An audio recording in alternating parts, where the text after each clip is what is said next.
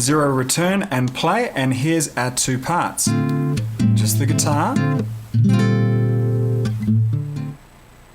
or just the bass, or a mix between the two. Now let's record a vocal part onto track 3, so I'll go back to my input settings here. I'll switch this from being a guitar to my microphone. I've already switched that back out. Okay, now we'll go into Assign here, and we want to make sure that track 3 is looking at input A, which it is. Fantastic. Okay, let's get back to the home screen. We could set our levels again if we're using a different microphone or whatever. With our third track armed, I think we're ready to go.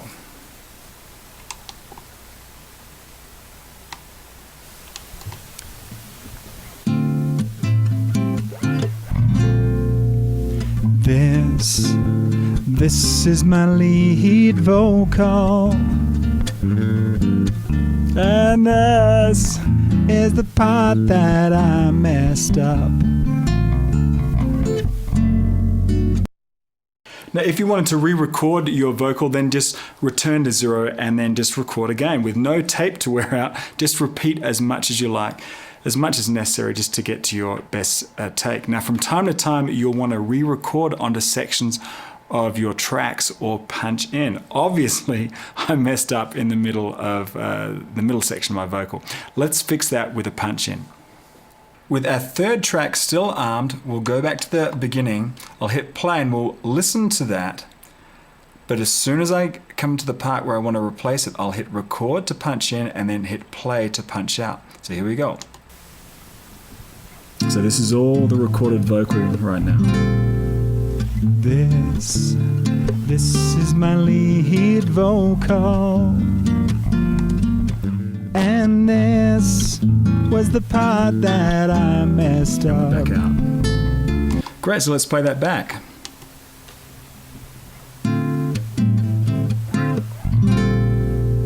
This is my lead vocal, and this was the part that I messed up. Perfect. The punch-in feature is really a great feature for quickly dropping in small phrases into an otherwise unflawed track. Why re-record the entire track if your mistake is just a few out-of-tune words or maybe a couple of bad notes on your guitar solo?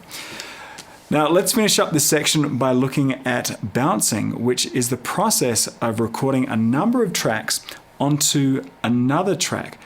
With the process of bouncing, you really have unlimited tracks within your DP-004. Press the dedicated record mode button up here.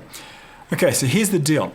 The DP-004 can be in any one of these 4 different modes. It fires up in its default mode, which is multi-track recording. I'll execute that. This means that any armed track just records the input that is assigned to it, and you merely hear or monitor the other tracks in order just to play along with them. Now if we go back to record mode here and select bounce, this is a different thing. In bounce mode, any armed track here will record the playback of any of these tracks whose level is up. Do you see how we have unlimited tracks here?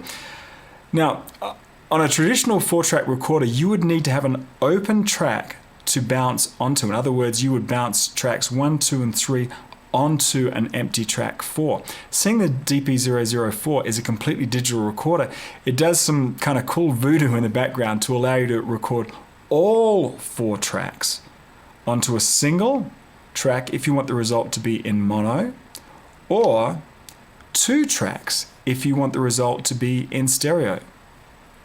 So why wouldn't you always just do it with stereo? Well, that just burns 2 tracks and then you'd only have 2 free for new recordings. But obviously you'd have a fuller mix because you could pan your bounce tracks out within the stereo field, and that would be good, but then you'd only have 2 tracks left. Bounce in mono, then you have 3 tracks left, but all of your bounce tracks would just be married together in one mono track with just one pan position.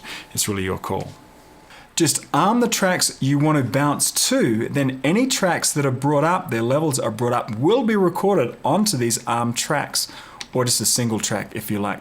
That means that you can record up to 4 tracks into a single track or 2 tracks if you want to do that stereo. Now, just make sure to change back to multi-track recording afterwards. In other words, go into record mode, go back to multi-track and execute that. Otherwise, any new recordings will record your open tracks rather than just monitoring them. So your typical multi-track recording setup, any ARM track will just record what's assigned to that track. If you want to bounce, go over here, and anything that's up will record onto that ARM track. Keep that in mind. If you're doing some new recordings and your new tracks have unexpected stuff on them, chances are that you're still in bounce mode. Going back to regular multi-track mode will get you back in line. By the way, when you power down the DP-004 and then power it back up, it will revert to that multi-track mode, so you should be all square.